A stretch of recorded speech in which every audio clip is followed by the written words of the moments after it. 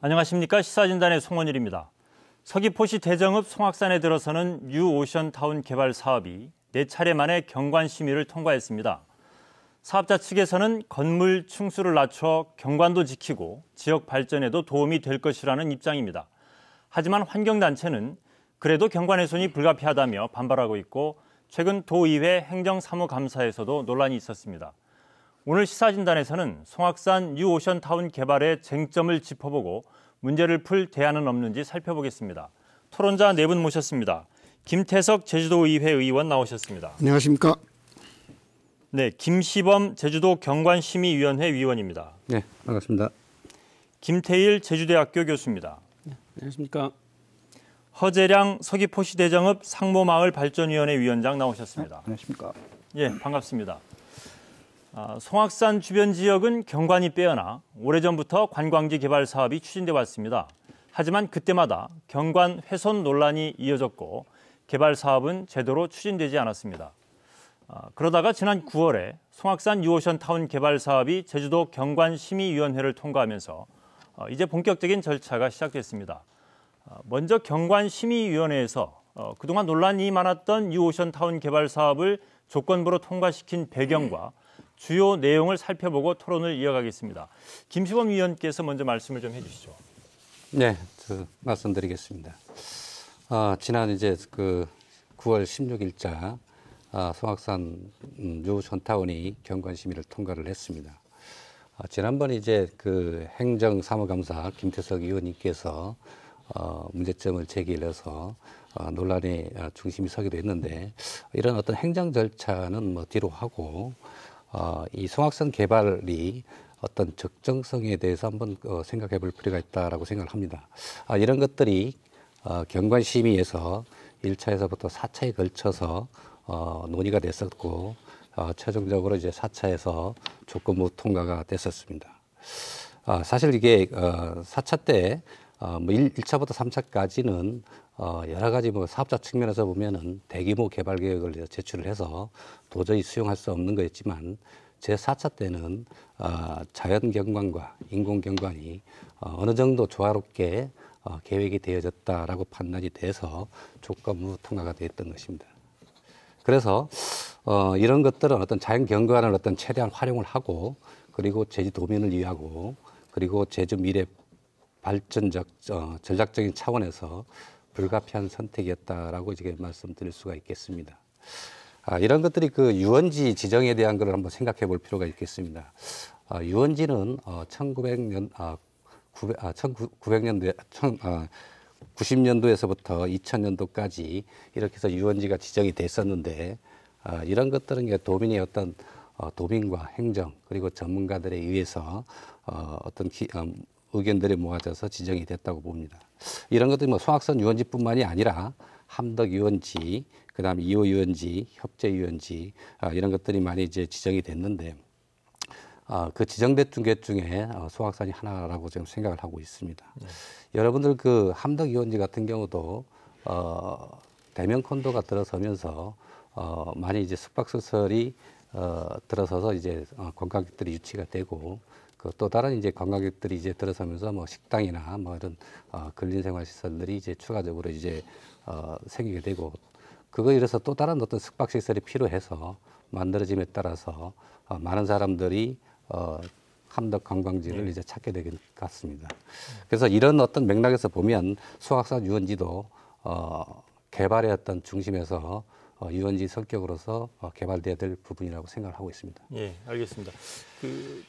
김시범 위원께서 경관심의위원회 결정 과정을 상세하게 말씀을 좀 해주셨는데 어쨌든 요약을 하면 사업자 측에서 상당히 그동안 논란이 많았던 대규모 개발에서 계획을 상당히 축소해서 경관과 조화를 어느 정도는 이제 이루고 이런 보완책을 마련했기 때문에 이번에 조건부로 통과시켜 주셨다 이런 말씀을 해주셨는데 이 경관심의위원회 결정에 대해서 허재량 위원장께서는 어쨌든 마을 주민들 이해관계도 있을 텐데 어떻게 받아들이고 있습니까?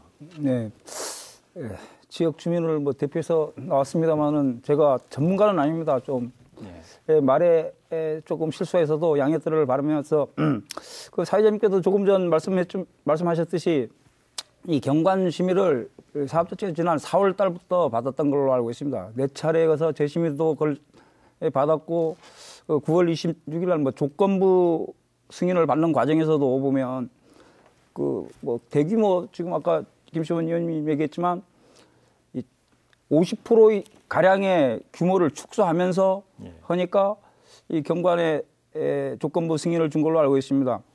그 마지막에 경관 심의했을 때는 그 로컬 푸드마켓 이런 부분들이 지역 주민들에게 무상 임대 형식으로 영구히 사용할 수 있게끔 뭐 이런 것도 제안을 했었던 것 같고, 그 평화대공원 부지, 그 제주도 도립공원 부지 그것도 도하고 협력해서 최대한 그게 활용될 수 있도록 사업자 측에서 제안을 했던 걸로 알고 있습니다. 예. 이 경관하면 제가 생각하는 경관은 눈으로 바라보는 게 경관이라고 생각하는데 뭐 자연적 경관도 있고 인공적 경관도 있다고 생각합니다. 이 송악산에 진짜 제일 걸맞는 인공적 경관도 있어서 지금 체류형 관광지가 지금 우리 대정 쪽에는 없습니다. 지금 이런 부분에 진짜 제대로 온 숙박시설이 있었으면 하는 게 저희들의 바람이었고, 그걸 뭐 2층, 3층으로 해서 하면 고용 창출이 되겠습니까? 소득 창출이 되겠습니까? 그런 2층, 3층짜리 개발은 저희도 그거는 반대를 할 겁니다. 이거 찬반을 얘기하는 게 아니고, 이 행정에서도 투명한 행정 절차와 그거에 따른 이 관계 법령에 맞게 이런 사업이 진행돼 갔으면 하는 게 저희들 바람입니다. 예, 알겠습니다. 어쨌든 지금 경관심의위원회에서 조건부 통과가 됐고, 그리고 주민들 입장에서도 지역개발이라든지 주민소득 향상을 생각을 한다면 이 정도 규모의 개발은 필요한 게 아니냐 이런 말씀이신데, 김태석 의원께서는 어떻게 생각하십니까? 예. 김시원 의원께서 저보고 아까 논란이 중심에 있다고 그랬는데, 저는 논란이 중심에 있지도 않고, 저는 그냥 제가 그 생각한 바를 행정사무감사 때 이야기했던 겁니다.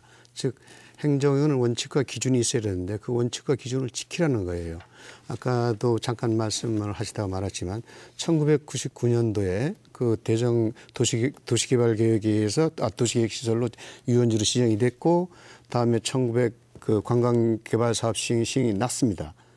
그럼 2008년도에 말이죠. 2008년도에는 장기 미지표로 인해서 관광지가 폐지됩니다.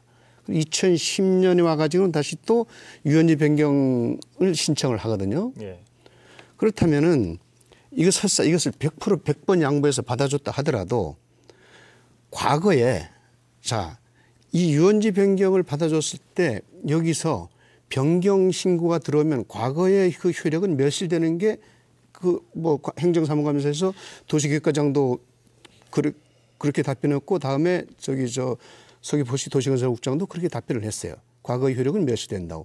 그렇다면 현재의 기준에서 이것을 경관심의도 해야 되는 것이고, 다음에 또 모든 그 절차적 그 과정을 밟아야 된다는 겁니다. 예. 현재의 기준은 뭐냐? 현재 기준은 여기서 관광지로 지정되었을 때는 높이가 20m고, 다음에 오름 기준으로 오름 높이 10분의 3이에요. 저는 개발을 허락말라가 아니고 이런 기준을 얘기한 겁니다. 또 아까 지금 우리 김시원 의원께서 상당히 축소해서 들어왔다고 해서 그것이 그 조화롭다고 판단을 해서 했는데, 그 조화롭다는 판단은 경관심의위원들이 판단이지 그거는 누가 판단을 도민들이 판단을 어떻게 했는지 모릅니다. 그리고 그 호텔 650실에서 400개 실로 지금 축소 변경인 게 그게 대규모로 축소한 건지, 그리고 높이가 30점 몇 미터잖아요. 33m인데 28m, 겨우 2m 낮췄어요. 그게 경관에 그렇게 큰 영향을 줍니까? 그게 그렇게 조화로운 겁니까? 저는 아까 내가 제 말을 먼저 꺼내기 때문에 말씀드리는 건데, 이런 원칙과 절차를 지켜버린다면은 행정사무감사에서 나올 말이 없죠. 의원이 왜 원칙과 절차를 공무원이 지키는데 의원이 왜 그걸 따집니까? 예. 뭐 다음에 아까 뭐 다음 문제는 다음에 이야기를 하겠습니다. 일단 뭐 김태석 의원께서는 절차상의 문제를 말씀해 주셨는데 그 절차와 관련된 문제는 조금 이따 더 논의하기로 하고, 어쨌든 지금 그동안 환경단체라든지 그 사업자 측에서 그 핵심적으로 부딪혔던 문제가 경관 훼손 논란이었습니다. 근데 지금 사업자 측에서 보완해서 제시한 계획이 건물 높이도 낮추고 규모도 축소하면서 이 정도면 경관과 조화를 이룰 수 있지 않겠느냐라는 주장을 하고 있고, 근데 이런 부분에 대해서 김태일 교수님 보시기엔 어떻습니까? 네, 지금 사업자나 서귀포 행정 쪽에서 제시하고 있는 기준에 근거해서 본다 그러면 우리 경관심의위원회에서의 어떤 판단이나 아니면 그런 절차의 노력들은 네 차례에 걸쳐서 과정을 많은 고민했다는 건 굉장히 높이 평가할 만합니다. 또 특히 사업자는 분명히 그 사업 대상지의 개발 가능성을 보고 들어왔기 때문에 그런 부분에 대해서는 사업자 입장에서도 굉장히 억울한 부분도 있다는 생각이 듭니다. 그리고 마지막 그 변경안에서는 그 감수를 하고 개발 이익에 줄어드는 폭을 감수하고 했다는 측면에서는 높이 평가할 만한데요. 근데 문제는 우리가 받아들이는 입장에서 보면 개발을 받아들이는 우리 지역 주민이나 아니면 우리 제주도의 입장에서 보면 그 제도 자체, 김재석 의원께서 말씀하신 기준과 원칙이라는 측면에서 보면 굉장히 좀 문제가 있다라는 생각이 듭니다. 왜냐하면 송악산이라는 지역 자체의 그 경관의 어떤 그 경관 관리 지침이라든지 아까 관광지에 적용되는 지침이나 이런 기준으로 보면 그렇게 적용될 수 있는 기준들이 아니라는 측면이죠. 그래서 그런 측면에 좀 문제가 있다는 생각이 들고요. 나중에 또 논의가 될 것 같습니다만 지금 사업자 측이 이제 최종 변경안으로 제시했던 요 송악산 위쪽 부분에서 바라본 풍경입니다. 근데 제가 좀 걱정하는 거는 개발하지 말자, 개발해야 된다는 논리를 떠나서 이쪽 지역의 경관은 우리 대정 쪽에 있는 지역 주민들의 경관이기도 하지만 또 우리 제주도의 대표적인 관광지로서의 중요한 대표 경관이라고 할 수 있습니다. 그리고 예를 들면 우리 포스코에서도 이 대표적인 제주도의 경관으로서의 관광의 어떤 이 보여주는 CF도 나왔습니다만 이쪽 지역 해안 지역을 보시면 굉장히 아름다운 공간이지 않습니까? 그런 공간에 지금 이 건축물이 들었을 때 주변의 경관에 영향을 미치는 것은 저는 분명히 있을 거라는 생각이 듭니다. 근데 그럴 경우에 어떤 문제가 생기느냐 하면 지역 주민들이 생각하시는 만큼의 어떤 지역에 많은 사람들이 오는 지금 현재 방문하는 지역 주민 기대하시는 그 이상의 그 창출 효과가 있을까? 굉장히 단기적인 측면에서는 효과가 있을지 몰라도 장기적으로 보면 단순하게 숙박시설을 이용하지 않는 이외에 지금 현재 대정을 이 풍경, 송악산 일대의 풍경이 좋아서 찾아오시는 분들에게는 그렇게 매력적이지 않을 수도 있다라는 측면에서 이제 장기적인 측면에서 좀 고민할 필요가 있지 않을까. 예. 그런 생각이 듭니다. 예, 경관 훼손이 일부 있을 수밖에 없고 이랬을 경우에 장기적으로 봤을 때 관광객 감소도 우려된다 이런 말씀이신데 김시범 위원님 어떻게 생각하십니까? 조금 전에 그 김태석 그 위원님의 어떤 행정 절차에 대한 그 말씀이 있었는데 사실 그 경관법에 의해서 우리 경관의 어떤 시비를 하는 과정에서 보면 이 자연경관과 인공경관에 대한 어떤 절충점을 찾아서 심의 결과를 최종적으로 도출해내고 있습니다. 물론 이제 행정 절차에서 뭐 높이에 대한 문제 뭐 이런 것들은 있을 수 있지만 뭐 그런 것들은 좀 차지하고 주변의 어떤 그 전체적인 여건들을 종합해서 판단하는 것이기 때문에 높이에 대해서 뭐 이게 뭐 어떻든 뭐 30m, 35m라도 주변과 어울릴 수도 있다. 뭐 이렇게 여러 가지 조건 상황을 판단해서 이렇게 판단할 수도 있는 것입니다. 뭐 굳이 뭐 규모가 작다고 해서 이게 뭐 꼭 어울린다, 안 어울린다 이렇게 얘기할 수 있는 건 아니라고 생각을 하고 있습니다. 그런 차원에서 말씀드리겠습니다. 네, 혹시 그 경관 보완 지금 조건부 통과인데 그 보완을 요구한 내용이 구체적으로 어떤 게 있는지 경관과 조화를 돼 있었고 간단히 말씀해 주시죠. 보완 내용은 뭐 간단한 내용들입니다. 예를 들어서 이제 그 호텔 부분이 이제 Y자로 형태로 돼 있는데 뭐 이런 부분을 개방 지수를 최대한 확보할 수 있는 방법이 뭐냐 그런 거는 어떻든 간에 타원형을 했을 경우에 송악산에서 바라보는 것들 이런 것들이 경관이 있던 주변에 이제 어울릴 수 있도록 이제 유도하는 게끔 이제 우리가 경관에 이제 조건부로도 이렇게 제시를 했던 사항들입니다. 그리고 이제 송악산의 이제 빌라형 콘도 같은 경우도 최대한 층수를 낮추게끔 해서 그것들이 주변에 이제 어울리게끔 이렇게 유도를 했던 사항들입니다. 그 외에 뭐 작은 것들이 있었는데 그것들은 충분히 이제 반영할 수 있던 그런 내용들이라고 볼 수가 있겠습니다. 예. 어쨌든 지금 여전히 논란이 되는 게 건물 층수도 낮추고 규모도 축소했다고는 하지만 그래도 경관 훼손이 불가피한 거 아니냐. 그래서 이게 아까 김태일 교수도 말씀하셨지만 장기적으로 봤을 때 방문객들이 오히려 지금 현재보다 경관이 만약에 훼손됐을 경우에 관광객이 더 줄어들 거 아니냐 이런 우려도 지금 하고 계신데 허지랑 위원장께서는 이런 부분에 대해서 이런 지적에 대해서 마을 주민 입장에서 어떻게 지금 받아들이고 있습니까? 전문가가 아닌 전문가 교수님께서 얘기했으니까 공감은 하겠지만 제가 오늘 저는 집이 모스포입니다. 거기서 태어나 지금 50년을 살고 있는데 평화로를 오다 보니까 한라산을 봤습니다. 이 경관, 지금 경관이니까 뭔가를 생각하면서 왔는데 보니까 멀리서 보니까 진짜 멋지게 보이는데 또 가까이서 가서 보면 건물들이 있어갖고 이것도 조화롭지 않더라고요.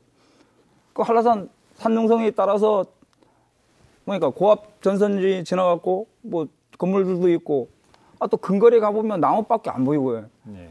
또 관광대에 지나오다 보니까 그 위로 다리가 3개가 있었습니다. 이거 인공적으로 해서 이게 경관까지 갈지 모르지만 경관도 자연적인 경관, 인공적인 경관이 있을 거고 가까이서 볼 수 있는 경관하고 멀리서 볼 수 있는 경관이 있지 않습니까? 네.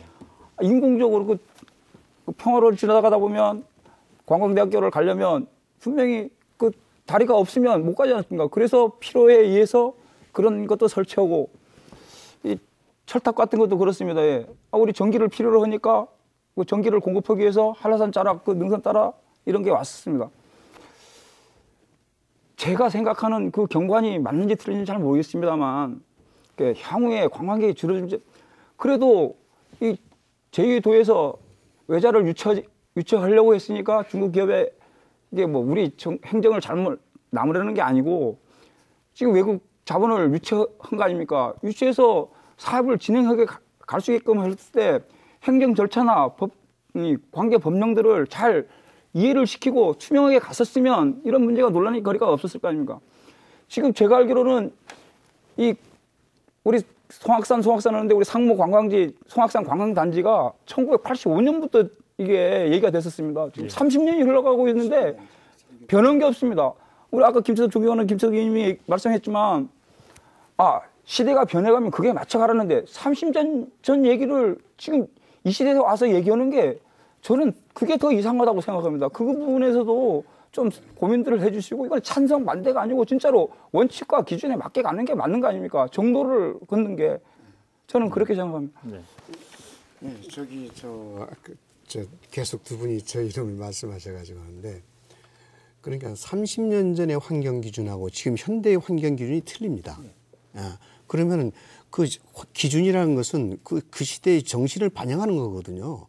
그렇다면은 2010년도에 변경 고시가 이루어져 가지고 새로운 한다면 2010년도 이후의 기준을 적용받아야 한다는 게 저희 주장이었고 다음에 그 행정에서도 인정을 했습니다. 아까 그 하지랑 위원장이 지적하신 그 행정이 미스테이크를 범한 것 사실입니다.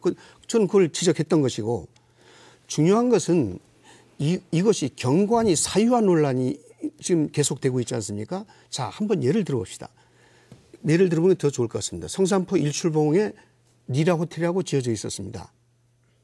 리라 재단에서 만든 리라 호텔이 어떻게 됐습니까? 지금 철거됐지 않습니까? 자, 이 가장 가까운 근래로 섭지코지 한번 예를 들어봅시다. 섭지코지 거기에 우리나라 최대 재벌이 거기에 콘도 지은 후에 어떻게 됐습니까? 사유화 논란이 일어나죠. 일반인이 출입을 통제하려고 시도했고 도가 그걸 중재했습니다. 결국은 여기 수십만 평의 땅이 신혜원 땅입니다. 네? 그렇지 않습니까? 그렇다면은 이것이 사유지다. 그렇게 했을 때 그걸 어떻게 할 겁니까? 중요한 건 이런 저런 문제를 다 떠나가지고 이것이 제주의 미래 가치와 어떤 공익적 가치가 부합하느냐 이게요. 더 중요한 것은 이렇습니다. 이번 도정 질의 때도 내가 지적하겠습니다만은 원희룡 도정이 들어와가지고 최초로 가장 대규모 개발 사업이에요. 이게 최초로 이루어진 대규모 개발 사업입니다. 원희룡 도정은 무슨 얘기를 하고 있냐면은 사람, 자연, 문화가 조화롭게 사는 걸 얘기하고 있어요. 그리고 새로운 성장 패러다임도 이야기합니다. 포용적 성장, 창조적 성장, 생태적 성장 이런 얘기도 해요.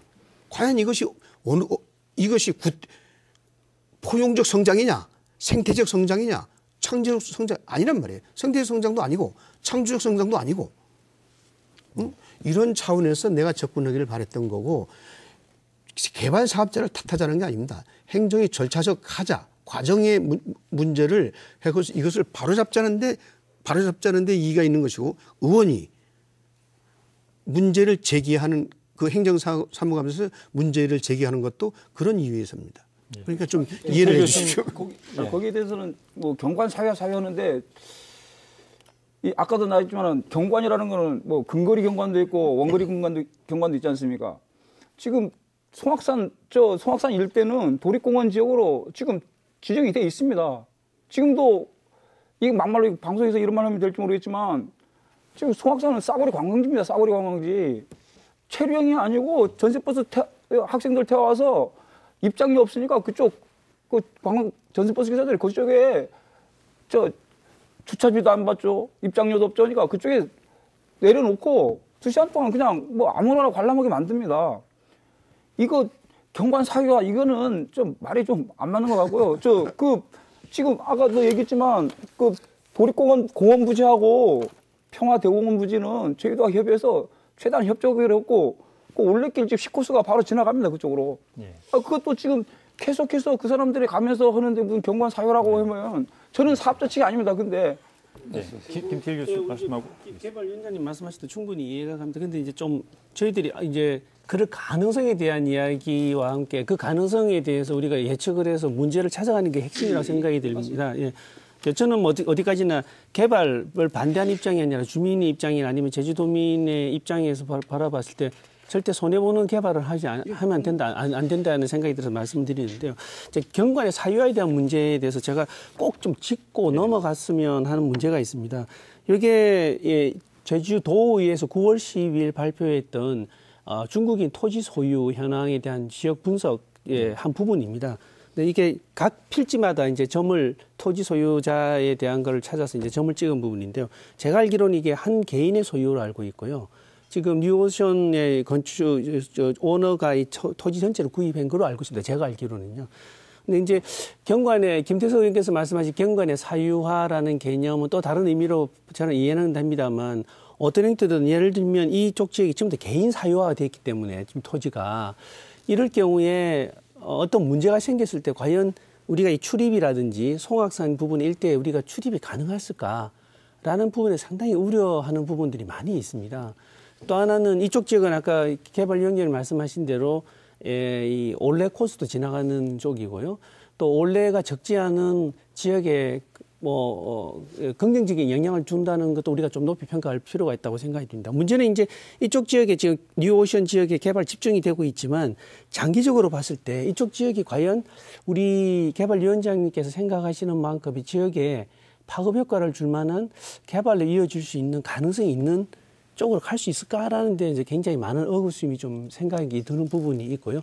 예를 들면 이제 더 이상 들어오지 마라라고 차단했을 경우에는 말 그대로 경관의 사유화가 될 수 있는 가능성이 크다는 거죠. 개인 땅이기 때문에 이런 분쟁은 이미 많이 생겨나고 있지 않습니까? 그런 부분에서 좀 걱정이 생각이 들고요. 구체적으로 이제 이러한 것들이 개발 가능한 지역에서 개발이 됐다는 전제 조건 하에서 경관심의위원회에서 심의를 한 최종의 결과가 이런 생각이 듭니다. 지금 대상 지역이 지금 이 송악산 쪽에서 바라봤을 때 이 당연히 자기 땅이니까 들어오지 말라고 했을 때는 경관 사유화가 될 수밖에 없죠. 또 하나 문제는 아까 말씀드린 삼방산 굉장히 제주도의 중요한 경관 자원이고 해안도로 다 마찬가지입니다. 그래서 올레라든지 아까 좀 싸구려 관광이라 했지만 그거는 이제 어떤 식으로 개발하는가에 대한 프로그램의 문제라고 생각이 듭니다. 그런데 장소의 가치는 대전만큼 좋은 지역이 없거든요. 예. 그래서 그런 부분에 대해서는 좀 걱정스러운 게 이 삼방산의 원경에 있는 삼방산의 경관을 압도하는 정도의 규모가 과연 이게 바람직한 결과일까? 예를 들면 아까 말씀드린 대로 우리 대정에 있는 지역 주민들에게 상생하는 어떤 그 지렛대 역할을 할 수 있을까라는 측면에서 제 전문가 입장에서 보면 좀 부정적인 그리고 좀 걱정스럽다는 말씀을 드리고요. 그런 측면에서 경관심의위원회에서 조금 더 강력하게 개발 면적은 동일하게 개발 면적은 같은 면적을 개발하더라도 아까 말씀드렸던 이 뒤쪽에 있는 오름 지역을 훼손시키지 않거나 아니면 규모를 작은 식으로 매스를 분산시켜서 개발하는 방법 이런 것들을 좀 더 구체적으로 제시를 했다 그러면 개발업자와 우리 지역 주민에 있어서도 서로 이렇게 수용될 수 있는 그런 가능성은 열어두지 않았을까라는 생각이 듭니다. 근데 2, 3차의 쭉 과정을 보면 건물의 형태는 그대로 두고 계속 위아래 높이만 변경시키는 형태가 됐거든요. 그런 측면에서는 조금 경관 심의에서도 조금 더 적극적으로 심의를 했으면 하는 그런 아쉬움이 남는 부분이기도 합니다. 일단 두 가지를 지적을 해주신 것 같은데 이 경관 사유와 관련해서 그 송악산 주변 그 토지를 특정인이 이제 집중적으로 지금 매입을 하고 있고 이게 장기적으로 내 땅에 출입하지 말라 이렇게 했을 경우에 우려되는 점을 말씀해 주셨고 또 하나는 경관심의위원회에서 건물 층수를 낮췄지만 이게 여전히 주변 경관과 조화를 이루지 못하고 있다. 오히려 다른 다양한 방법을 통해서 개발 면적, 개발 이익은 어느 정도 보장을 해주면서도 다른 이제 대안이 있었을 건데 그런 부분에 대한 고민이 좀 미흡한 게 아니냐라는 지적입니다. 자, 김시범 의원님 어떻습니까? 그 부분에 대해서. 네. 이 경관 사유화라는 의미에 대해서 한번 짚고 넘어가야 될 것 같습니다. 사실 서울에 우리가 강변북로를 이렇게 차를 타고 가다 보면 예. 북쪽으로 해가지고 남산을 가리는 이제 아파트 단지가 이제 형성이 돼 있는데 가다 보면 남산이 거의 보이지 않습니다. 이 판상형으로 이제 배치되다 보니까 결국 경관을 이제 가리게 되는데 거기는 아파트 단지에 있는 사람은 한강 조망과 남산을 바라보는 그런 어떤 경관이 이제 형성이 되는데 그게 이제 경관 사유화라고 이렇게 말씀을 드릴 수가 있겠고요. 우리처럼 이제 뉴오션 타운 같은 경우에는 우리 이제 경관 지침에도 이렇게 나와 있습니다. 일정 부분의 어떤 그 개방 지수가 확보되면 거기에 맞춰서 이제 적절하다고 판단이 되는 건데 그게 이제 상당히 이제 그 전체적인 개방 지수 보면은 많이 높게 돼 있습니다. 또 이제 우리가 상당히 심의하면서도 여러 차례 이제 주문이 있었지만 주변 올레길하고 연계성 그리고 이제 그 건물 최상부에서 경관을 바라볼 수 있는 어떤 스카이뷰 이런 거를 설치하도록 이제 주문을 했었던 거고 이런 것들이 이제 관광객이나 그다음에 이제 주민들이 경관을 바라볼 수 있도록 해서 조치를 했기 때문에 이게 뭐 1차부터 4차 최종까지 오면서 이런 것들이 반영이 됐다고 생각을 하고 있습니다. 그래서 이런 것들이 이제 고민을 많이 했던 부분이고요. 그다음에 아까 김태일 교수님이 말씀했던 어떤 그 주민들의 어떤 파급 효과에 대한 거를 말씀하셨는데 제가 서두에 말씀드렸습니다. 함덕 관광유원지도 그렇고 그다음에 이제 그 현대에서 지은 호텔 뭐 그 일대도 보면 숙박 시설이 들어옴으로 해서 많은 인원들이 이제 유입이 되고 있습니다. 그 유입의 됨에 따라서 주변이 또 상가가 형성되고 그 지역 주민들이 생활 터전이 되고 있습니다. 예. 이런 사례를 본다면 뉴오션 타운도 같은 맥락에서 평가하면 되지 않을까 이렇게 생각을 하고 있는 것입니다. 예. 함덕 계속 함덕 유원지를 비교하셔서 내가 그 반론을 드리겠는데 함덕 유원지 그 대명 콘도는 말이죠 마을 중심부에 있습니다. 그리고 다음에 해변가 뒤쪽에 있어요. 송악산 유원지 그 콘도 호텔 시설하고 같은 비교 선상에 놔버리면 그 비교 오류를 범할 수가 있습니다. 그러니까 지임키 마을이 형성된 곳에 마을이 형성된 곳에 있기 때문에 대명 콘도는 그리고 지금 송악산에는 지금 마을이 형성되지 않고 거기에 띄엄띄엄 제가 뭐 가끔 가봅니다만은 그 횟집이 갖고 식당이 그런 곳입니다. 그런 곳하고 해안과 바로 맞닿았고 뭐 이런 말씀드리면 또 어떻게 해석하는지 모르겠습니다만 지금 현재 이것도 행정이 실수입니다만은 절대 보존 지역으로 고시를 하는 그 행정이 실수인데 거기는 지금 현재 명백하게 오름입니다. 지금 저 한디가 왜냐하면은 지금 김태일 교수가 주장했지만 경사도 6도 이상 다음에 스코리아층 즉 화산 쇄설물이 있으면 그건 오름이라고 보고 있습니다. 거기 경사도가 13도 이상이거든요. 다음에 그 스코리아층이 있단 말이에요. 오름이에요. 그 오름은 어떻습니까? 절대 보존 지역이에요. 그럼 그 절대 보존 지역 안에 시설물을 설치하는 오류를 지금 도가 범하고 있는 거예요. 물론 절대 보존 지역을 지정 안 한 도가 잘못한 겁니다. 그렇다면 이것이 시설물 들어섰을 때 그 오름 인근에 지금 제주도 368개 오름 인근에 그 절대 보존 지역을 해제하라고 해제 요청이 들어온다면 도가 어떻게 되겠습니까? 그냥 그런 부분에 제가 뭐 지금 치중해서 말씀을 드린 거고 앞으로 제주도가 가야 될 방향 그리고 그 제 개인적으로는 가장 제주도적인 것이 가장 세계적이고 보편적인 것이다. 지금 뭐 콘도나 뭐 이게 중요한 게 아니고 송악산 그 자체, 산방산 그 자체, 그 해안선 자체를 즐기려 오는 거지. 거기 콘도 자체, 호텔 자체를 즐기려 오는 건 아니거든요. 물론 거기에 지금 허재령 위원장님이 그 체류형 그 관광객 충분히 이해합니다. 그런데 그거 아니더라도 충분히 체류형 관광지는 그쪽 그 많은 땅을 지금 확보하고 있으니까 후퇴해서 지을 수도 있는 것이고 아까 쪽에서 지을 수도 있는 겁니다. 이런 부분은 한번 우리가 다 같이 고민해야 되지 않느냐. 저 다시 한번 말씀드리지만 그 지속 가능한 개발 앞으로 우리 후손들도 개발할 수 있는 여지를 남겨줘야 되는 그러한 개발을 저는 원하는 거예요. 네, 잠깐만 공감을 하는데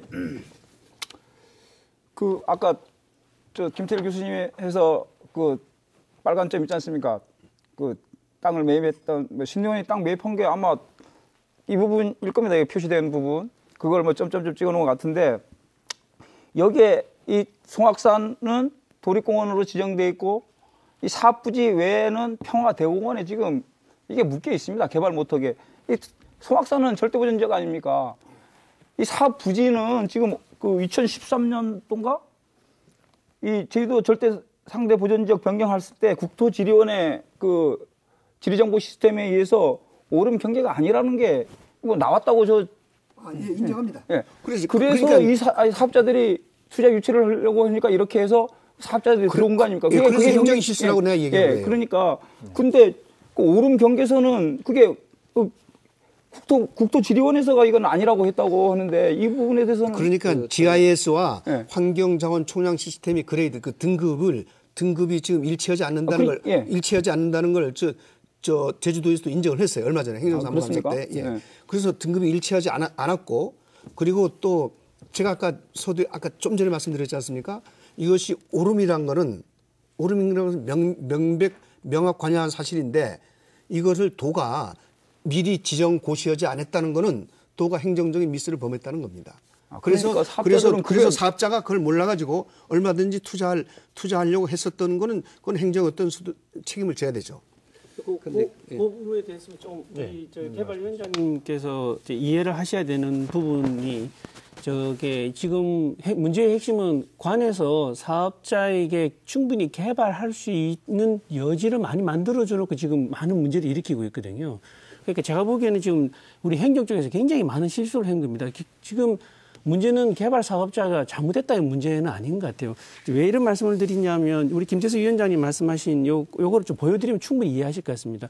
지금 그 뉴오션 측에서 사업자가 제시했던 경관 심의의 심의 자료에 제시했던 그 오름의 경계선을 찾아보니까 요거하고 꼭 일치하게 됩니다. 근데 이 자료는 제가 만든 자료가 아니고 환경부에서 이제 환경부의 환경영향평가 정책 환경정책평가연구원이라고 있습니다. 거기에서 국토 환경성 평가 지도를 만들었는데요. 그 지도의 일부입니다.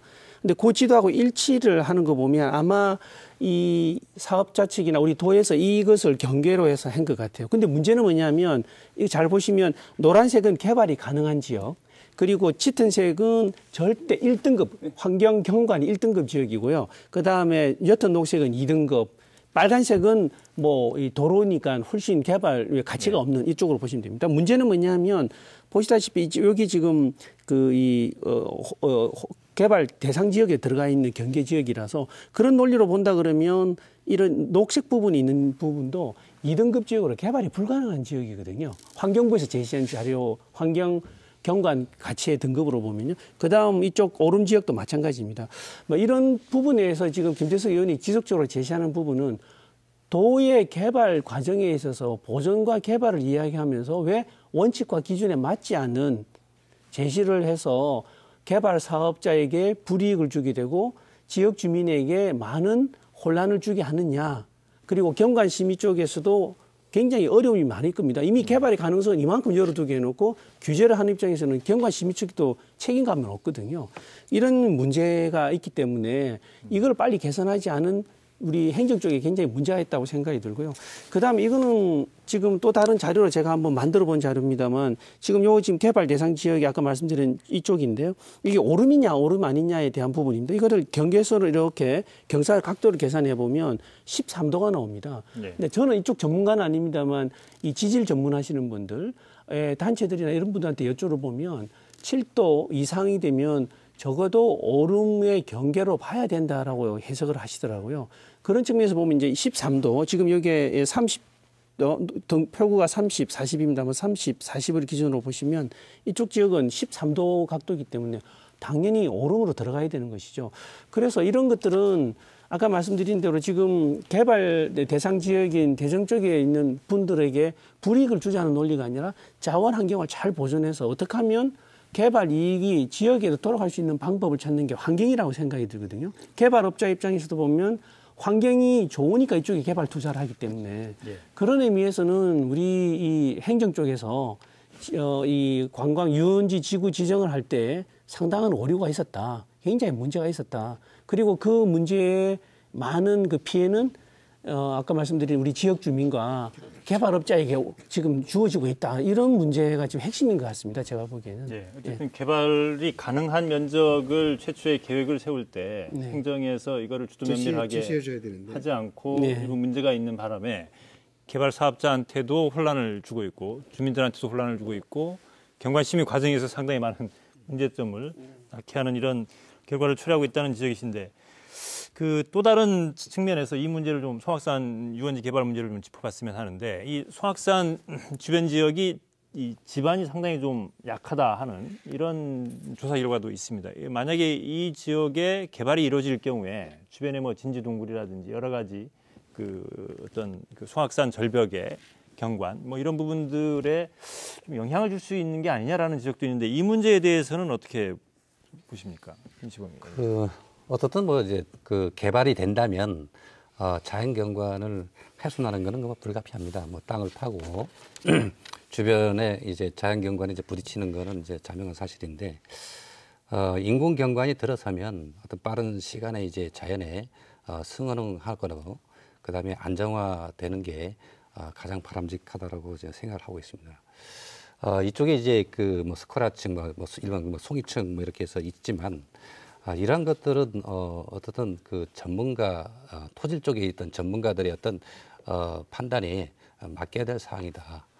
거기에 따라서 공사하는 뭐 공법이 선정이 될 수 있고 장기적으로는 여기에 대한 어떤 시스템이 개발이 돼서 안정화시킬 수 있는 적용이 돼서 이제 지반이 안정화되게끔 하는 그런 게 적용되게끔 하는 게 바람직하다라고 생각을 하고 있는 것입니다.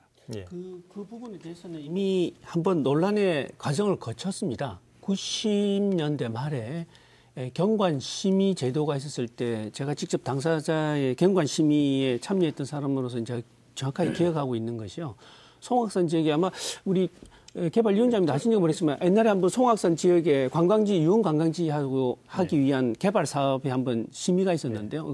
시도가 있었습니다. 근데 그게 안 됐던 이유가 뭐냐면 두 가지 이유인데 하나는 아까 말씀하신 덜제 보전 지역의 유원지로서 지정이 부적정하다는 문제가 있었고 또 하나는 지질적인 문제가 있었습니다. 이쪽이 이중 분화구였기 때문에 굉장히 토질이 굉장히 연약 지반이기 때문에 개발이 어렵다.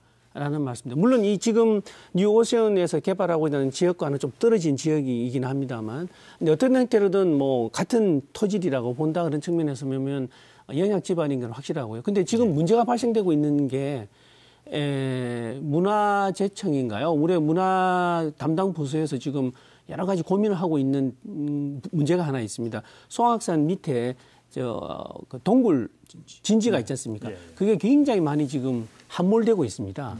그래서 그 부분에 대해서 어떻게 보강, 보수, 유지를 할 건가에 대한 연구 용역도 2년 전에 발주가 됐고요. 근데 그 정도로 지금 지반 침하가 심각하게 이루어지고 있다는 과정에서 보면 그렇게 간단하게 뭐 개발이 쉽게 이루어질 보강 차원의 문제도 있겠습니다만 그렇게 될 부분은 아닌지 아니냐라는 측면에서 조금 진중한 검토는 필요하다는 생각이 듭니다. 예, 이 문제 관련해서 허재량 위원장님은 어떻게? 지역에 거기 살고 계시니까. 잘 알고 있습니다. 뭐 네. 김태인 교수님이 그 당시 제가 알기로는 94년인가 남자 리조트 그 얘기하시는 거죠? 92년? 아니 그럼 97, 8년 정도 됩니다. 예. 이 93년에 보호구역이 해제되고 99년에 이렇게 해서 왔습니다. 그래서 지금 해안 진지동굴 무너졌습니다. 그게 2010년 전부터 지금 했고 그 남쪽 절벽 이 이중분하고 아까도 얘기했지만은 이중분하고 맞습니다. 예.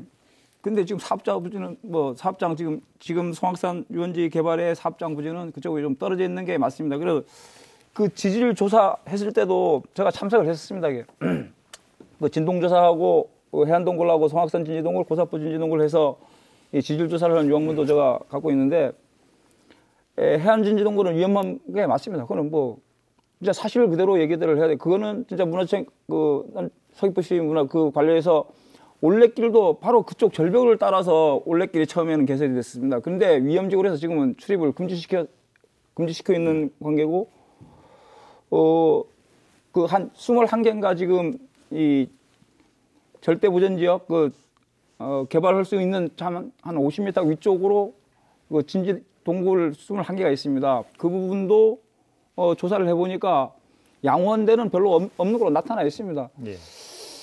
근데 뭐 이거 이렇게 해서 안 된다 하기 좀 말고 그 송악산 진지동굴 이게 우리 제 장인어른들이 지금 17살 때 무릉리에서 그쪽 가서 저거 처음부터 생긴 게 아닙니다. 저거 인위적인 겁니다. 예. 그 비행장도 다 1930년대 그 사람 손으로 만들었던 건데 최신 공법 보면은 그 정도 건물 못 들어섭니까? 분명히 저거는 인위적인 겁니다. 저 송악산 자체가 지금 소나무도 저희 초등학교 때 저거 소나무 심겨놨습니다. 저 처음부터 있었던 게 아니라고요. 그 부분들은 좀 이해를 바라겠습니다. 김시범 위원님. 진지동굴 이거에 대해서는 좀 어떤 문화재에 대해서 우리가 지금 과거에 우리 조선총독부 이게 지금 철거가 됐는데 찬반 논란이 상당히 그때 예. 팽배했었죠. 결국에 뭐 철거돼서 지금 경복궁이 지금 복원되고 있습니다. 그래서 이게 과연 이게 그 일본군이 들어와서 이게 만들어진 건데 그 제주도민들이 이제 진짜 거기 가서 노동력이 가서 핍박받으면서 이제 만들어진 겁니다. 과연 이거를 이제 보존할 거냐, 개발할 거냐. 예, 보존한다 그러면 이제 문화재로서 가치로 인정받아 가지고 보존을 이제 원형 복구를 이제 해야 되는 건데 지금 무너지는 것도 그러면 우리가 이제 그 복구를 해야 되는 겁니다. 보존한다면. 그러면 결국 이제 우리 세금 저 세금 갖고 이렇게 보존을 해야 된다는 건데 과연 이게 정서사고로 그거를 복구할 수 있겠느냐? 제2도민 정서사고는 아니다라는 생각이 드는 겁니다. 그렇다면 이걸 원형으로 이제 자연으로 이제 복구를 해서 자연으로 돌려주는 방법도 있고 이거를 자연 상태로 그대로 놔둬서 자연에 이제 순응하는 방법도 있다라고 생각을 하는 거고 또 한 가지는 이제 역사적으로 이제 그 제주도민들이 후세들에게 이제 교육의 장으로 이제 만들어준다면 뭐 알뜰의 비행장도 있습니다. 뭐 그 일대를 기점으로 해서 이 진지동굴 한두 개 정도를 연계해서 박물관을 만들어서 후세에게 이제 교육의 장애로 해가지고 만들 필요가 있다. 진짜 이게 진지동굴 앞으로 이제 뭐 전국적인 현상입니다. 뭐 일본군들이 우리나라에 와서 이제 여러 가지 이제 유적 만들어놨는데 이게 다 고민하고 있는 것 같습니다. 예. 근데 저는 좀 생각을 좀 달리하는데요. 사실 우리가 문화라고 할 때는 말입니다. 우리가 살아온 삶의 흔적이에요. 그것이 고통의 역사든 행복의 역사든 그 삶의 흔적을 얘기합니다. 뭐 좀 엉뚱한 얘기하면 프랑스 건축법 제1조는 이겁니다. 건축은 문화의 한 양식이다. 대한민국 건축법은 그게 아니죠. 주거복지 프랑스가 건축을 문화의 한 양식으로 보는 것은 그 건축을 콘크리트로 보는 게 아니고 삶의 한 양식으로 보는 거거든요. 자, 그럼 그 동굴 진지야 이것도 아까 뭐 장인 어르신께서 예를 들었을 때 그 장인 어른이 피땀이 거기에 있습니다. 우리가 후손들이 왜 거기서 피땀 흘리면서 노동해야 되는 거를 거기서 느낄 수 있고 배울 수 있고 그다음에 역사는 이런 걸 그 되풀이해서는 안 된다는 그 메시지를 우리에게 전달해 주는 겁니다. 이게 문화고 역사입니다. 따라서 그래서 아까 이걸 그 비록 정서적으로 그것이 일본이 그 통치하에서 있었던 시대에 그게 과연 조선 총독부 예를 들면서 말씀하셨는데 과연 그러면은 저 아우슈비츠 쪽으로는 없어야 정상이죠. 근데 그게 아직도 가장 많은 관광객이 거기 가서 이제는 아우슈비츠 수용소라고 얘기하지 않습니다. 박물관으로 얘기를 해요. 그래서 그런 거. 뭐 옛날에 경복궁도 마찬가지입니다. 조선 왕조 때 만들었지만 그 경복궁 조선 왕조 만든 거 아니잖아요. 조선 민중이 만든 겁니다. 거기 조선 민중들이 피와 땀들이 거기 섞여 있는 거예요.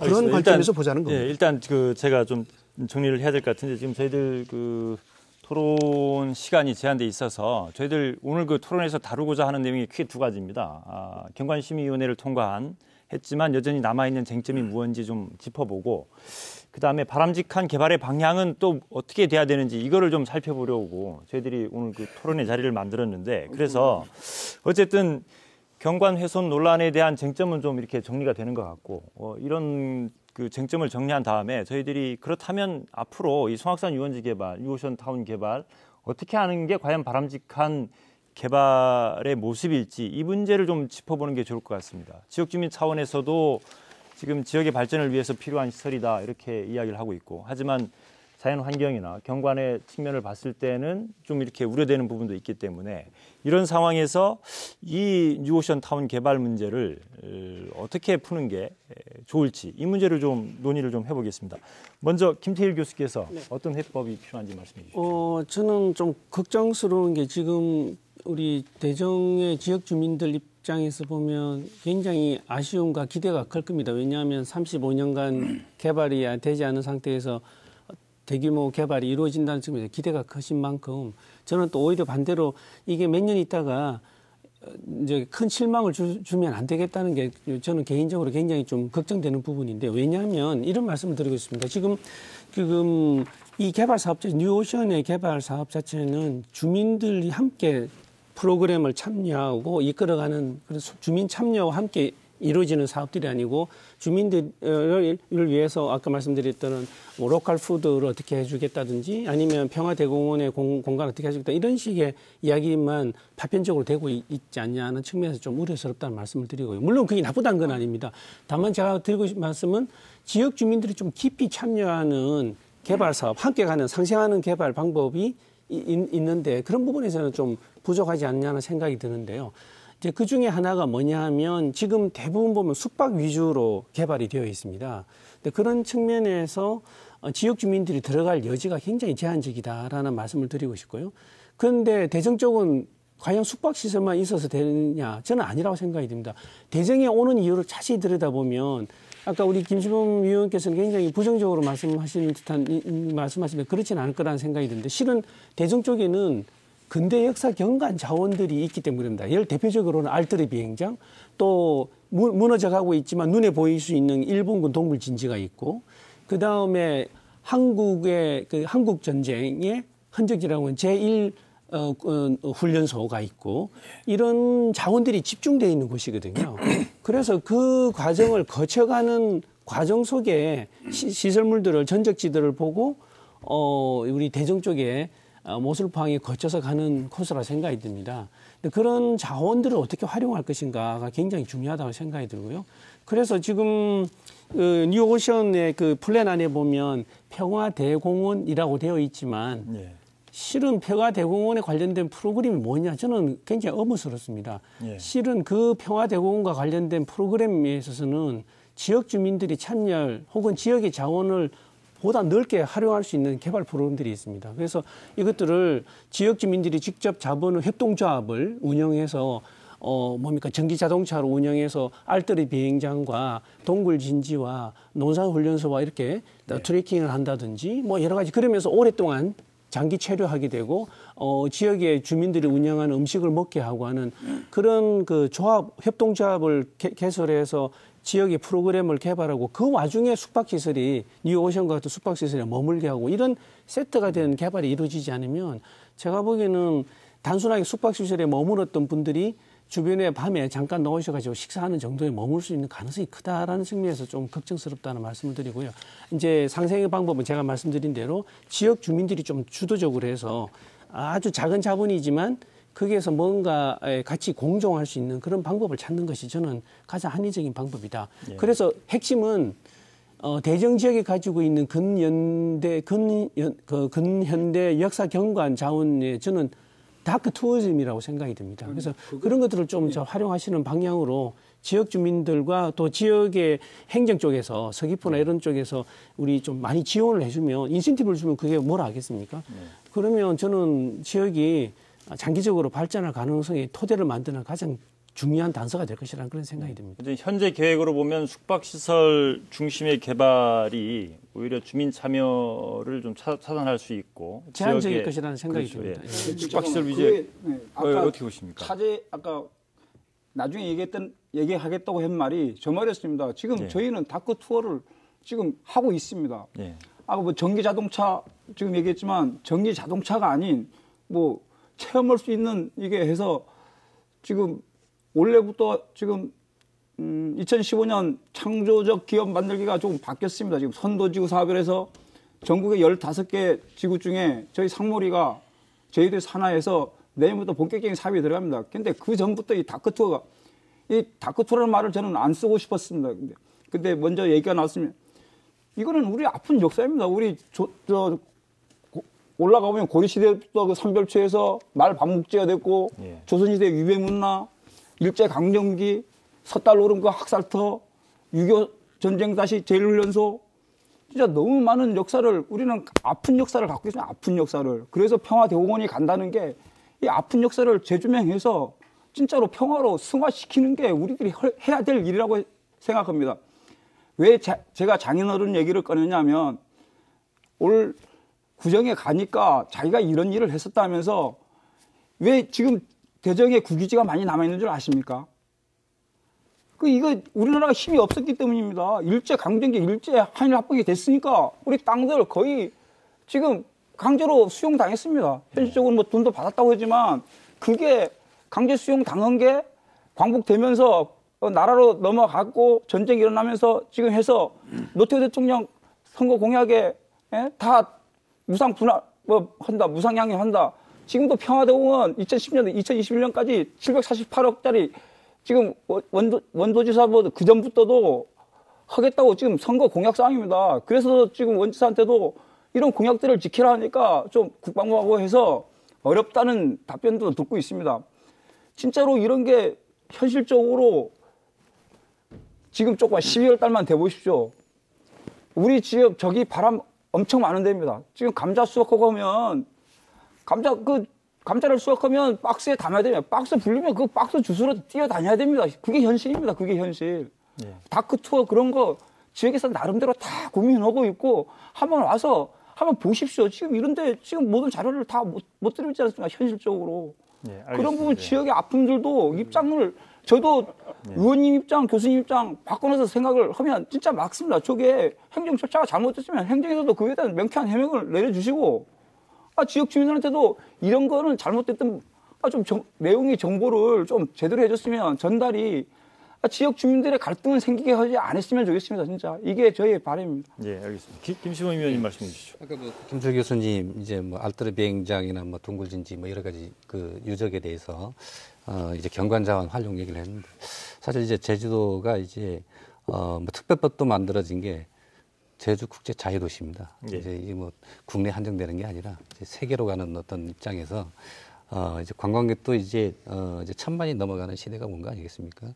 이게 뭐 제가 보기에는 이제 중국 관광객이 대부분이라고 보여지는데 과연 그러면 이 수악산 이 일대를 이제 개발하는데 이 관광 자원을 이제 개발하는 게 대상이 어떻게 될 걸까 이렇게 생각해봐야 될 거고 먼 미래에 뭐 50년, 100년 후에 이제 제주 국제 자유도시가 이제 된다면 과연 이제 이런 우리 아픈 과거 역사들 작은 일단 어찌 보면 작게 될 것 같은데 이런 것들이 이제 관광 자원보다는 국제적으로 이제 그 관광 자원 될 수 있는 게 개발이 돼야 된다. 콘텐츠 같은 것들도 개발돼야 된다. 이런 생각을 하고 있는 것 같습니다. 예, 이 경관 훼손 논란을 좀 그 해소하기 위한 좀 개발의 또 다른 방안. 지금 현재는 그 이제 호텔하고 콘도 이런 거를 짓고 숙박시설 중심으로 이렇게 사업을 하겠다 해가지고 지금 뭐 조감도도 아까 이렇게 보여주셨는데 어쨌든 지금 핵심적으로 논란이 되는 게 경관을 훼손을 하고 있다라는 지적이 계속 지금 제기되고 있어서 그 문제를 좀 해소할 수 있는 대안은 없겠습니까?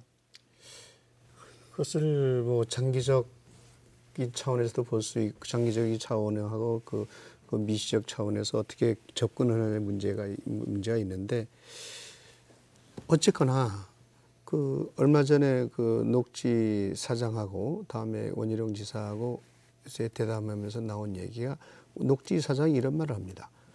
제주도적인 것을 보호하지 못했을 때 관광객이 안 오고 그건 결과적으로 투자자도 손해다. 네. 이런 얘기가 나와요. 그럼 제주도적인 것을 보호하는 게 뭐냐? 저는 그것이 한라산이고 그다음에 제주의 해안선이라고 봅니다. 두 가지로 본다면 그러면 항상 제가 뭐 제도권에 들어와서 행정에다 이야기하는 게 투자자에 대한 분명한 메시지를 전달해 줘야 된다. 어느 도지사 때는 이것이 개발이 가능하고 어느 도지사 때는 안 되고 이건 안 되거든요. 그러면은 어떤 데까지는 되고 어떤 데가 안 되면 분명히 그 투자자에 대한 메시지를 전달해 주지 않는다면은 아까 같은 그런 사례 그 분명히 계속 일어나거든요. 그래서 첫째 행정이 그 분명한 메시지가 있어야 되고 그다음에 두 번째는 사실은 이 송악산 관광 개발에 대해서 그 국토부에 문의를 했습니다. 다양한 질문에서. 근데 거기는 어떤 답변이 나왔냐면 인가권자의 재량이라고 그러는 거예요. 네. 인가권자의 재량이라는 거예요. 여기서 공개도 될는지 안 될는지 모르겠습니다만은 그러면은 인가권자의 철학이 무엇보다도 중요하다는 겁니다. 그러니까 그런 부분 저런 부분을 물론 의회의 통제 수단도 있습니다. 환경영향 평가 동의서를 의회가 통과시켜야만 그 인가권자가 이제 오케이를 할 수 있는 건데 그래서 이런 부분 저런 부분을 한번 해보다 제주도는 그 환경 부분에 대해서는 가장 전국에서 가장 잘 되는 곳이기도 합니다. 네. 그럼에도 불구하고 이렇게 난개발 문제가 나오는 것은 그 도정이 바뀔 때마다 철학이 바뀌는 거예요. 소신이 없고. 그래서 그런 거시적이고 미시적인 그런 그 통합적 차원에서 관리해야 되는데 그렇지 못하다는 것.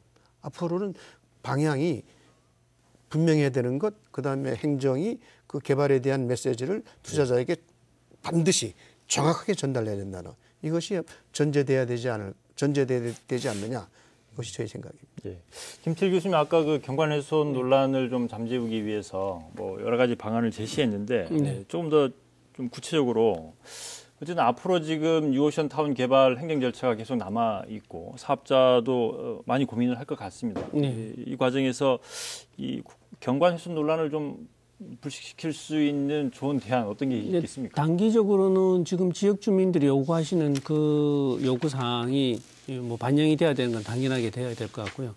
지금 제시된 경관심의에서 제시된 그 큰 틀에서 그러니까 이 개발 규모, 용적에 대한 변화 없이 제가 보기에는 배치 방법이라든지 아니면 건축물의 형태를 바꾸는 방법으로 해서 저는 제가 보기에는 가능성은 있다는 생각이 듭니다. 다만 이제 사업자 입장에서는 내세울 수는 없지만 표면적으로 공개할 수는 없지만 사업에 관련된 여러 가지 그 마케팅 전략이라든지 뭐 여러 가지 사업 전략이 있을 것 같습니다. 근데 그런 것 때문에 그런 안이 나온 수밖에 없는데 뭐 그런 것들이 조금 어떻게 될지 모르겠습니다만 건축 디자인의 방법론에서 충분히 바꿀 수 있지 않을까라는 생각이 들어요. 아까 개방지수 말씀하셨지만 개방지수를 열어주기 위해서 Y자형으로 들어갔다고 했지만 저는 오히려 그게 부정적인 영향을 줄 수도 있다는 생각이 들거든요. 그래서 단순한 개방지수의 만족도 하나만 가지고 경관에 문제가 없는 것은 아니고 여러 가지 그 건축에 대한 그 좀 디자인의 방법을 좀 바꿀 수 있는 쪽에서 사업자 쪽에서 우리 지역을 배려한다는 측면에서 좀 더 고민을 해 주십사라고 부탁을 말씀을 좀 드리고 싶고요. 그다음에 장기적으로 보면 이 뉴오션의 케이스도 그렇습니다만 지금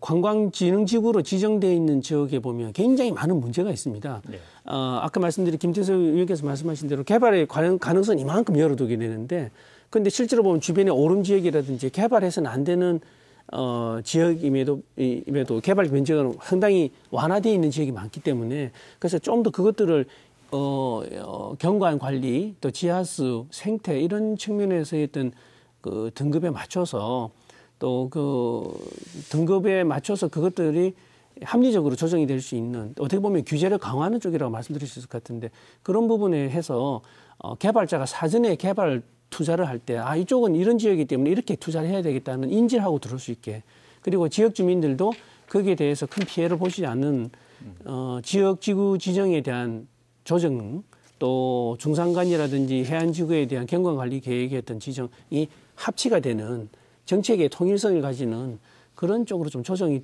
돼야 될 것 같습니다. 그렇지 않고는 또 다시 지사가 바뀔 때마다 어떤 지역은 가능하다고 이야기해놓고 지역 주민들은 거기에 대해서 또 피해를 보게 되고 하는 이런 것들이 반복돼서는 저는 안 된다고 생각이 듭니다. 네. 김시범 위원님, 저희들 그 토론을 정리할 시간이 다 되어 있어서 어쨌든 지금 경관심의위원회 위원으로 활동을 하고 계신데, 그동안 관광 개발 사업 관련해서 이런 경관심의를 여러 차례 했었을 텐데 그 과정에서 느끼는 점을 좀 말씀해 주시고, 그래서 앞으로 좀 이런 부분은 좀 제도적인 보완이 좀 필요하지 않느냐, 이런 부분에 대해서 좀 말씀을 좀 해 주십시오. 네. 우리가 이 제주도를 이렇게 위에서 바라보면 그 한라산을 기점으로 해서 이제 동쪽으로는 뭐 청산, 서쪽으로 애월, 뭐 제주시, 남쪽으로 서귀포 이렇게 있습니다.